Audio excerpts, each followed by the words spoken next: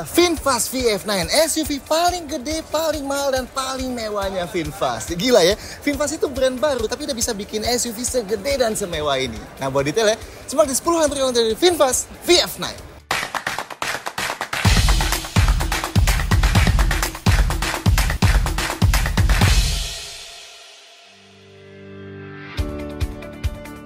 Satu, dimensi raksasa. Buat yang belum ada gambaran, VF9 ini segede apa? Panjangnya 5,1 meteran dan lebarnya tanpa spion 2 meter lebih sedikit ya. So jelas gede banget ya. Kalau di mobil listrik kira-kira bisa ketemu sama Kia EV9, yang itu pun EV9 masih sedikit lebih compact ya. Dan paling mirip sama Mercy EQS SUV. Atau kalau di Amerika sana bisa ketemu sama Rivian R1S ya. Dan interiornya pun juga jadi gede banget ya. 6-seater dengan jok baris kedua model Captain Seat yang luar biasa besar gini. Mantep sih ya. 2. Varian dan warna. Sayangnya VinFast VF9 ini belum dijual di Indonesia. Kelihatan lah ya dari interiornya yang masih setir kiri. Tapi semoga nantinya ada lah ya setir kanannya. Anyway, di negara yang udah dijual kayak di negaranya sendiri, Vietnam, dan di Amerika Serikat, VF9 ini punya 2 variannya, Eco dan Plus. Harganya di Vietnam mulai dari 1 sampai 1,2 miliar buat yang pakai skema berlangganan baterai, dan 1,3 sampai 1,5 miliaran rupiah buat yang udah include baterai. So, kalaupun masuk sini, ekspektasikan harganya bakal di atas itu ya. Pilihan warnanya di Vietnam ada 6, putih, abu-abu, hitam, merah, biru, dan hijau. 3. Eksterior gagah dan modern. Bukan cuma besar, tapi VF9 ini kelihatan modern sekaligus gagah ya, tanpa ngasih kesan yang futuristik berlebihan kayak kebanyakan mobil listrik baru. Gak kayak percobaan awal-awal sebuah brand baru ya. Well, itu karena VF9 emang didesain bareng sama Pininfarina, sebuah rumah studio desain luar biasa ternama dari Italia yang udah ngasilin banyak desain Ferrari, Alfa Romeo, Maserati, dan banyak mobil-mobil lainnya yang sangat ikonik. Depannya dulu, kayak setiap line up VF, di VF9 juga diarel dari lampunya dibuat full tersambung sampai ke logo di tengahnya. Dan kayak membentuk logo V. Nah, yang kayak berlubang grill itu emang beneran berlubang ya. Bahkan ini lubangnya gede banget dan tembus ke atap kap mesinnya. Yes, ini adalah air curtain ya, yang dipakai buat mengarahkan udara ke atas supaya lebih aerodinamis. Nice ya, lampunya pakai dual projector gini, mantap. Di bumper bawahnya yang ujung kiri kanannya juga dibuat berlubang ya. Yang ini buat mengarahkan udara buat ngelewatin ban depan supaya ngurangin turbulensi. Sedangkan di paling bawah kiri kanan ada fog lamp dan cornering light. Dan di tengah-tengahnya ada beberapa panel piano black sekaligus yang jadi cover buat radarnya ya. Detail lampu depannya, di relnya LED yang besar itu, lampu besarnya kedua proyektor LED-nya nyala, dan lampu jauhnya proyektor yang sisi dalam jadi lebih tinggi ya. Ada fog lamp LED, sebenarnya ada cornering light juga meski nggak bisa kita nyalain di sini ya. Dan lampu seinnya sequential LED gantiin pinggir di relnya ya. Samping ya, nah di sini kelihatan ya bentuk low slope SUV-nya dari overall profil yang nggak terlalu tinggi. Bodinya dari atas sampai bawah dibuat sewarna ya, nggak ada cladding plastik hitam-hitaman. So, mewahnya kejaga ya. Velgnya gedenya luar biasa ya, 21 inci. Gila, dual tone gini ya warnanya. Dan dibalut ban super lebar 275/40 R21. Nice ya. Ada side step kecil, meski ini lebih buat estetik aja sih ya. Atau paling nggak buat bantu anak kecil napak aja sih. Handle pintunya pakai model flush gini, sekali lagi buat membantu aerodinamikanya si VF9 ini. Bentuk jendelanya di pilar C-nya unik tuh ya, kayak menyempit terus melebar lagi. Dan ada logo VinFast-nya. Spionnya bertengger di pilar A, dan ada roof rail hitamnya kayak gini. Belakangnya, nah dari sini kelihatan nih ya tingginya VF9 yang cenderung pendek ya. Kacanya juga nggak kelihatan terlalu besar. Tapi unik tuh ya, wipernya ngumpet di bawah spoiler jadi kelihatan lebih bersih. Lampunya kita suka nih, full tersambung dari kiri sampai kanan. Dan itu pun dibocorin sampai ke profil sampingnya. Dan bentuk di balik mikanya ngulang siluet V kayak lampu depannya. Nice lah ya. Dan sampai bawahnya pun dibuat full body color ya. Paling ditambahin list metalik-metalik gini aja di paling bawah. Detail lampu belakangnya, lampu malamnya yang LED bar membentuk huruf V panjang itu. Lampu remnya LED, lampu seinnya LED sekuensial. Ada fog lamp LED di bawah dan lampu mundurnya juga LED ya.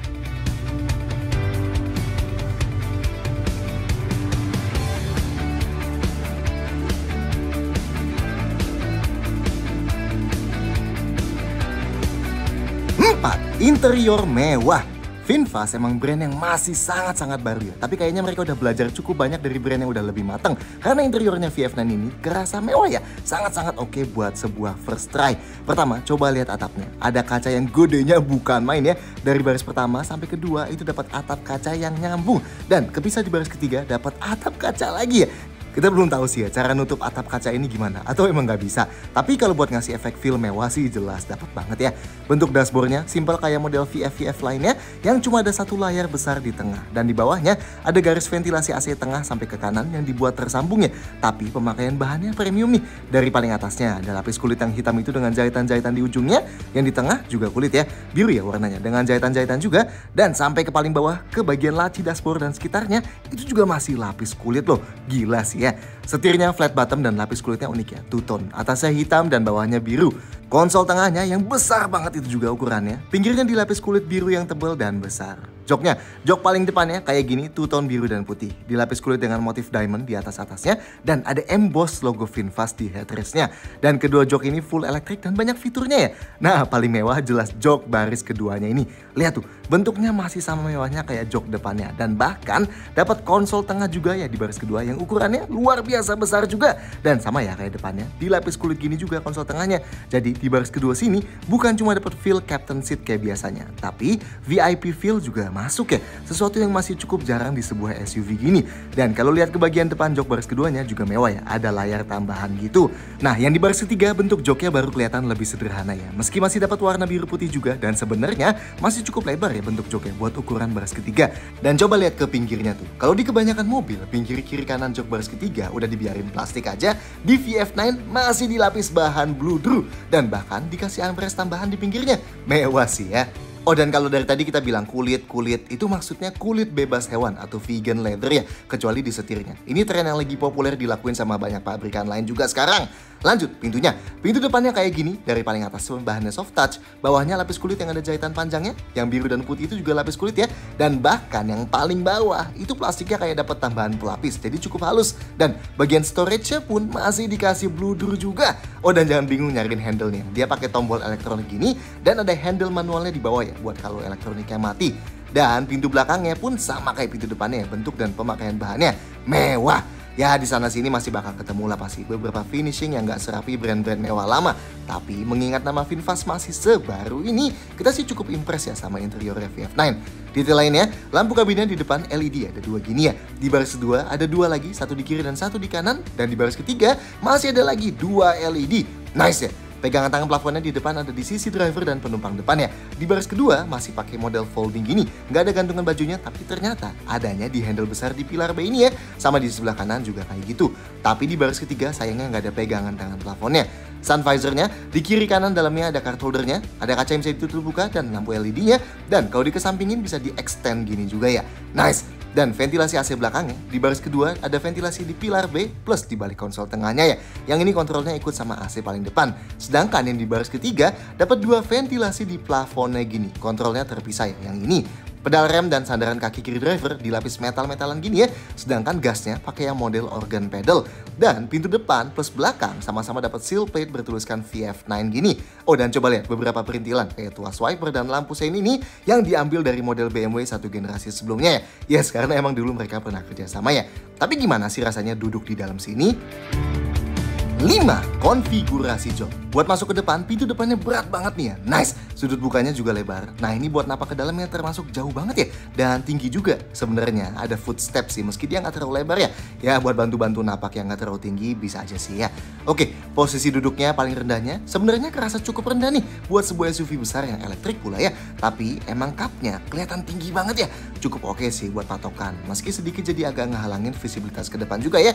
Sedangkan visibilitas ke samping nggak ada yang menonjol ya. Spionnya masih di pilar A dan pilar A-nya sendiri juga masih cukup landai.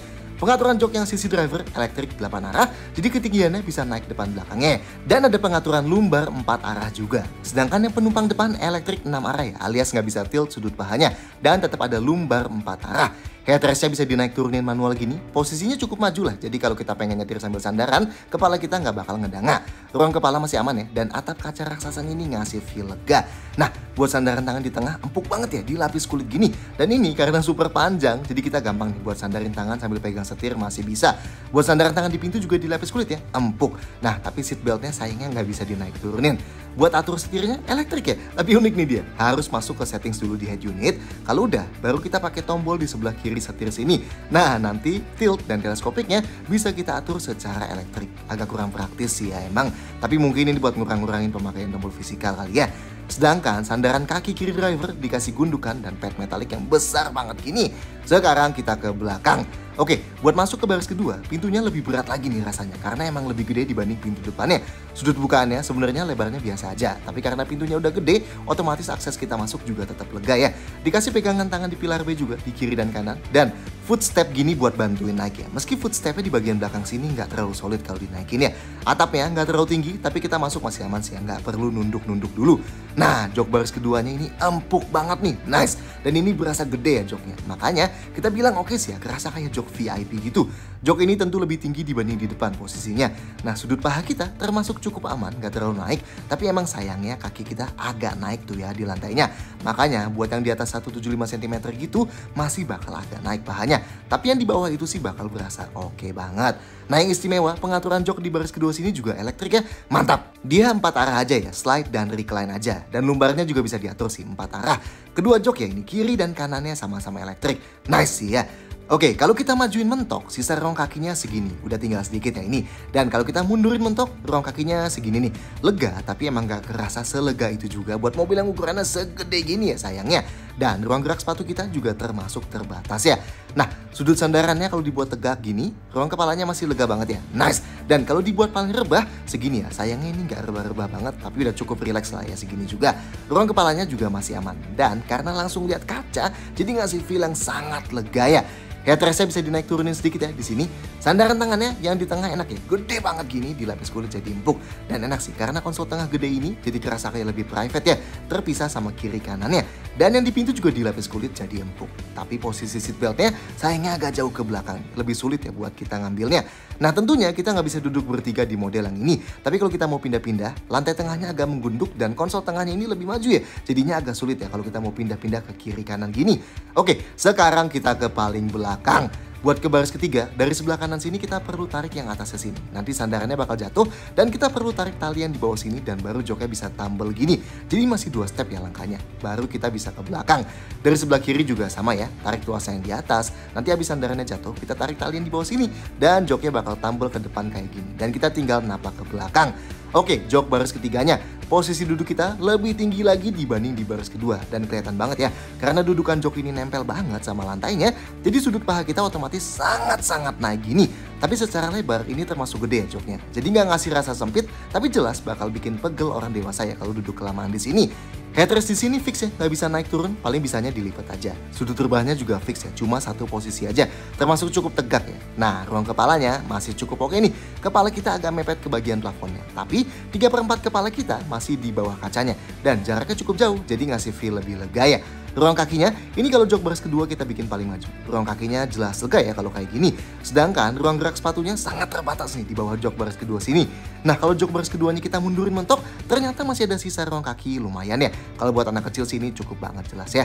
Oke, buat sandaran tangan di pinggirnya enak ya, karena dikasih padding sendiri gini dan dilapis kulit, jadi empuk juga.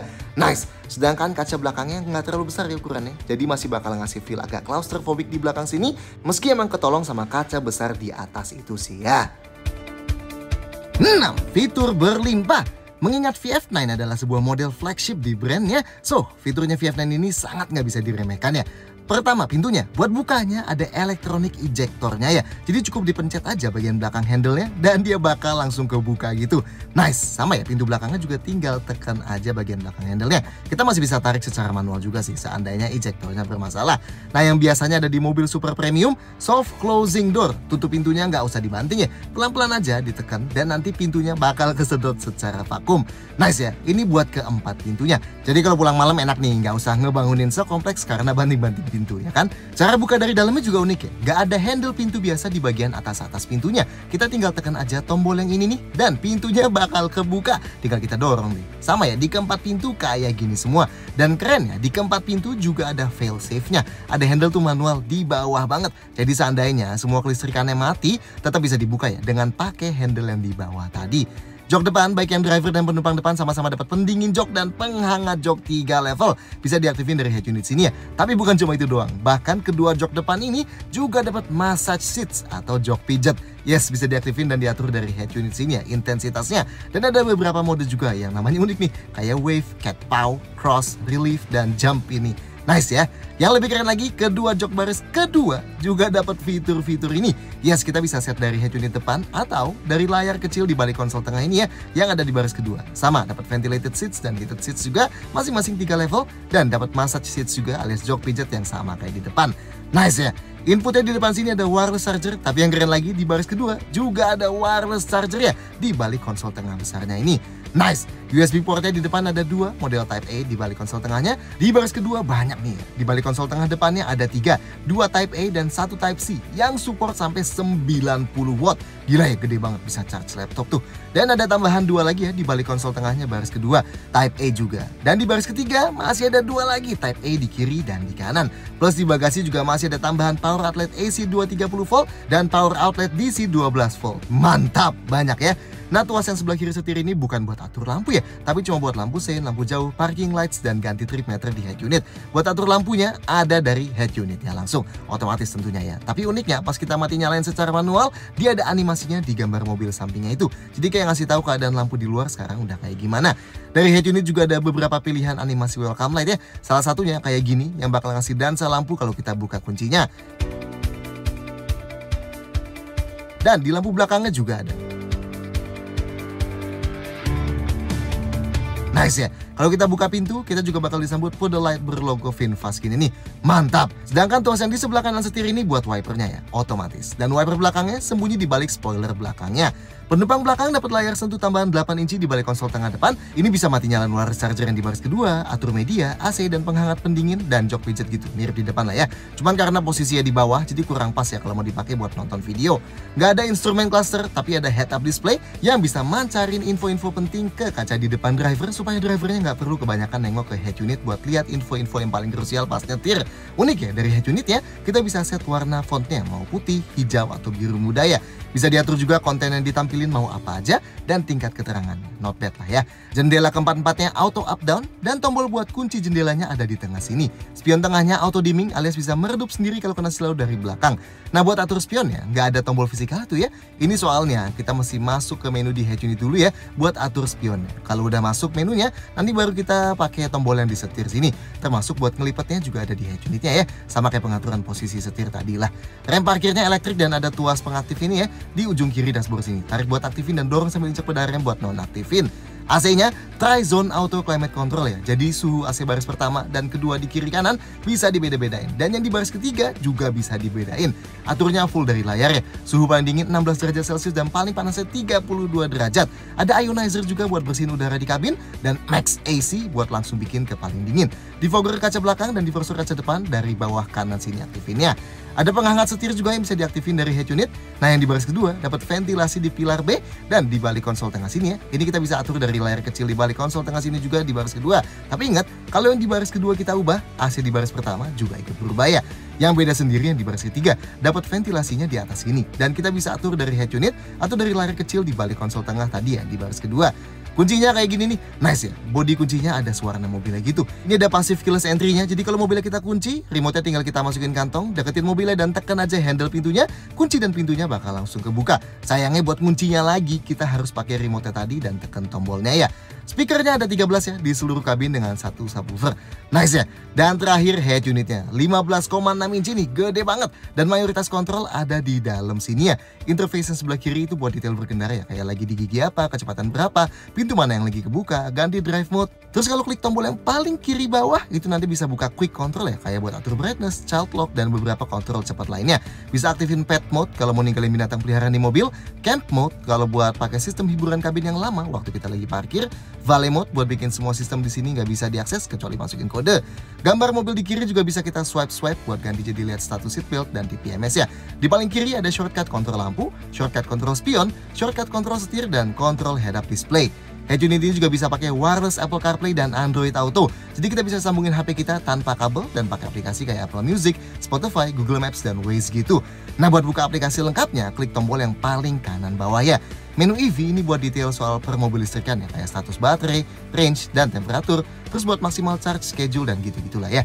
Ada internet browser juga, Menu service ini buat lihat lebih detail TPMS, seatbelt, dan warning. Media yang bisa diputar bisa dari Bluetooth dan USB. Menu Drive Aids ini buat semua fitur keselamatan yang bakal kita bahas di nomor setelah ini ya. Dan settingsnya bisa buat aktifin hotspot kalau mobil ada SIM cardnya, atur voice command, pengaturan suara, wallpaper, fitur geofencing, dan lain-lainnya juga dari sini aturnya. Dan ada vehicle settings nih, ada buat atur seat easy access, ini bakal mundurin jok dan naikin setir otomatis pas kita mau keluar dan masuk mobil biar lebih gampang aksesnya ya. Ada buat atur pengingat penghuni jok belakang, atur spion otomatis, atur tilt alias spion otomatis turun ke bawah pas masuk gigi mundur, ada buat atur buka bagasi pakai gestur kaki, buat kunci mengunci, masuk service mode wiper buat ganti wiper, mati nyalain wireless charger, atur lampu-lampu di interior dan eksterior, atur ambient light, dan terakhir ada beberapa aplikasi kayak game ya. Meski di unit yang ini kita nggak bisa buka, kelihatannya karena nggak ada internetnya. Oh, dan ada knob volume fisikal ya di tengah-tengah sini. Gimana? Nice ya fiturnya? 7. Safety sangat lengkap. Fitur keselamatannya VF9 luar biasa lengkap ya. Airbagnya bukan 6, bukan 8, bukan 10, tapi 11. 2 airbag depan, 2 airbag lutut depan, 1 di lutut driver dan 1 lutut penumpang, 2 airbag samping depan yang ada di samping luar jok depan, 1 center airbag yang ada di tengah-tengah jok depan, 2 airbag samping belakang yang ada di samping luar jok baris kedua, dan 2 airbag pilar yang memanjang. Nice ya, banyak banget. Kalau cek di head unitnya, child lock-nya juga terintegrasi langsung ya di sini. Jadi tinggal klik aja buat bikin pintu belakang nggak bisa dibuka dari dalam. Nggak perlu cetak-cetakin tuas mekanika lagi kayak di kebanyakan mobil. Sensor parkirnya di belakang ada 6 titik yang terintegrasi gini, dan di depan juga ada 6 titik yang terintegrasi ya. Dan bunyi sensor parkirnya bisa dimatiin dari quick control di head unitnya sini. Kameranya, nah ini unik ya. Di belakang sini ada 2 kamera. Meski kita nggak nemu ya, fungsi kamera satu lagi buat apa? Di buku manualnya juga nggak ada keterangan, dan spion tengahnya juga nggak ada layar dari kamera. So buat yang tahu fungsinya silahkan bilang di komentar ya. Dan di bawah masing-masing spion juga ada kamera, dan di depan juga ada kamera. So bisa ngasilin gambar 360 derajat gini ya, yang ada pilihan beberapa angle juga. Meski emang kualitas hasilnya perlu ditingkatin lagi sih ya buat mobil seharga gini. Lanjut, titik ISOFIX buat dudukan jok bayi atau child seat bukan cuma ada 2 di baris kedua, tapi ada 2 lagi tambahan di jok baris ketiga. Nice ya. Yang unik ada fitur driver monitoring system. Jadi ini manfaatin kamera di atas setirnya dan 2 sensor di kanan dan kiri setirnya sini yang kelihatan tuh ya berkedap-kedip gini di kamera. Nah ini bakal ngedeteksi kalau drivernya terdistraksi kayak lagi main HP sambil nyetir atau kalau ngantuk gitu. Dan nanti bakal dikasih peringatan ya. Tentunya bisa dimatiin juga kalau nggak suka. Remnya, rem depan cakram ventilasi dan rem belakangnya juga cakram ventilasi. ABS, EBD, dan brake assist komplit tentunya. Traction control dan stability controlnya buat matiinnya ada di head unit ya. Bisa dimatiin satu-satu. Ada hill start assist yang bisa nahan remnya beberapa detik pas mau jalan dari berhenti di tanjakan supaya mobilnya nggak merosot dulu pas kaki kita pindah dari pedal rem ke pedal gas. Meski sayangnya nggak ada hill descent control ya, yang biasanya ada ya di SUV segede gini. Ada TPMS atau pengukur tekanan masing-masing ban di head unit sini.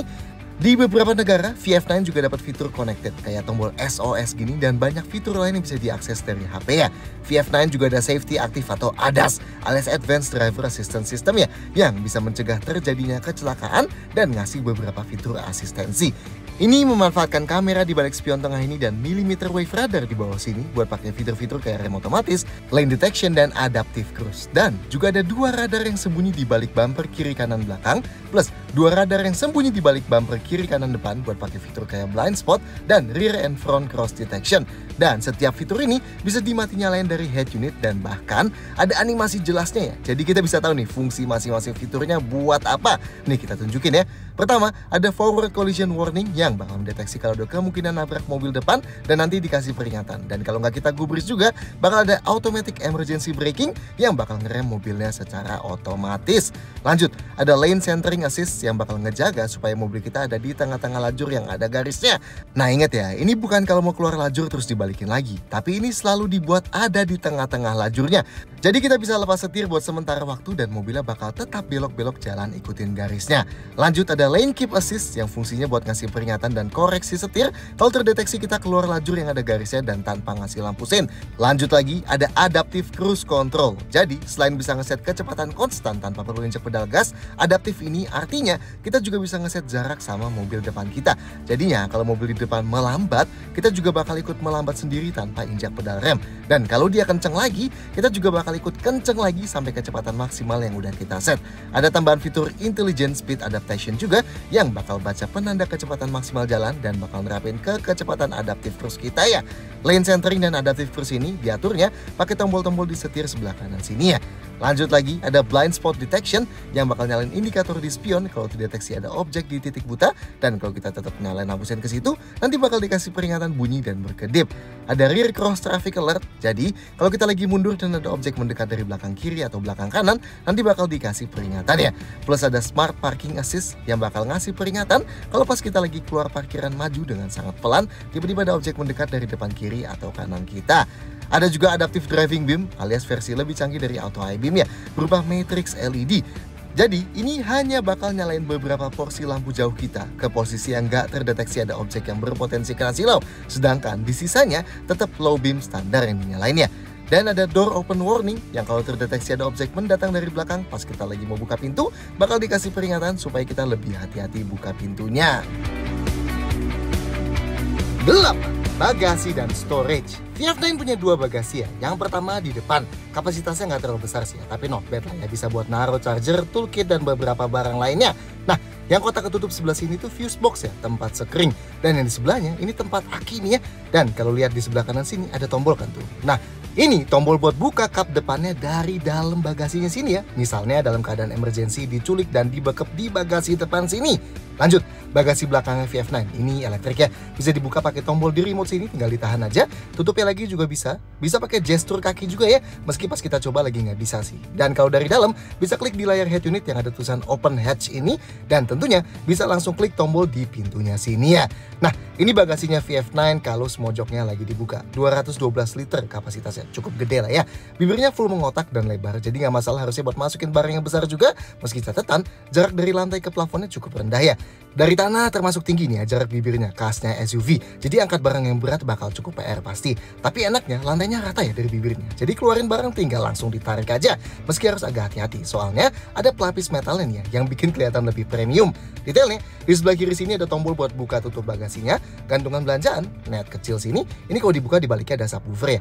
Dan ada lampu LED ini. Di sebelah kanannya ada gantungan belanjaan juga dan lampu LED juga. Dan di depannya sedikit ada power outlet AC 230 volt dan power outlet DC 12 volt nih. Oke lah. Dan di bawah lantainya ada space yang cukup besar gini ya. Dan ada beberapa tempat buat toolkit gini.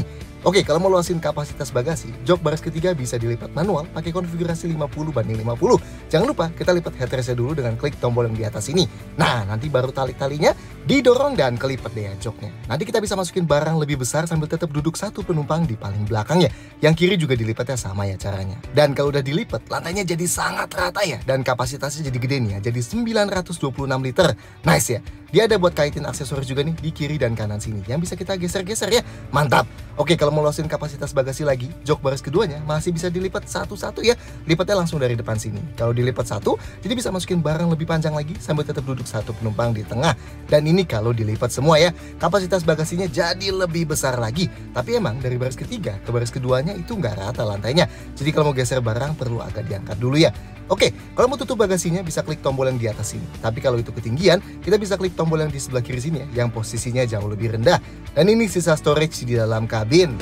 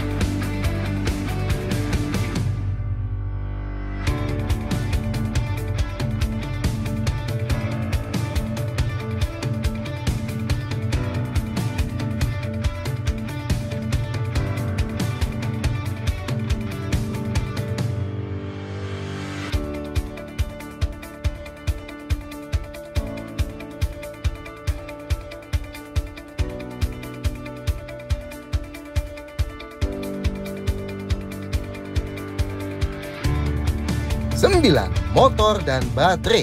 VF9 ini mobil full listrik ya, so nggak ada mesin di balik kapnya ini. Yang kayak tadi kita bilang bisa dijadiin bagasi juga ya. Semua varian VF9 punya dua motor. Satu motor di belakang bertenaga 201 HP dan satu lagi di depan bertenaga 200 HP juga. So totalnya 402 HP dan torsinya 620 Nm. Nice ya.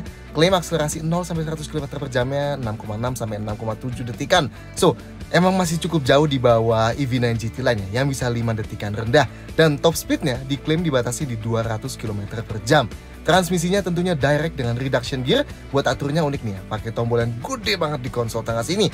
Tinggal injek pedal rem dan klik aja tombolnya sesuai mau masukin kemana. Nanti lampunya bakal nyala sesuai yang dipencet ya.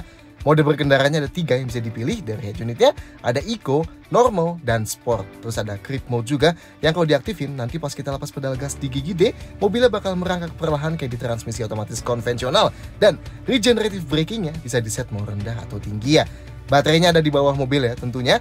Nah kapasitasnya kalau yang di Vietnam itu tergantung kita pilih baterai yang brand apa ya. Kalau baterai yang dari brand SDI dari Samsung, jenisnya lithium ion dan kapasitasnya 92 kWh. Jarak tempuh berdasarkan pengetesan WLTP sekitar 420 sampai 430-an kilometer tergantung variannya. Dan satu lagi, baterai yang dari brand CATL yang dari Cina. Jenisnya lithium ion juga dan kapasitasnya 123 kWh.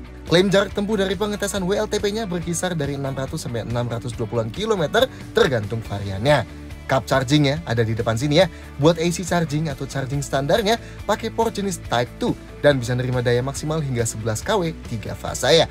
Sedangkan buat DC chargingnya pakai port jenis CCS2 dan bisa nerima daya maksimal hingga 150 kW dan diklaim bisa charge dari 10 sampai 70% dalam 26 menit buat yang pakai baterai SDI dan 35 menit buat yang pakai baterai CATL.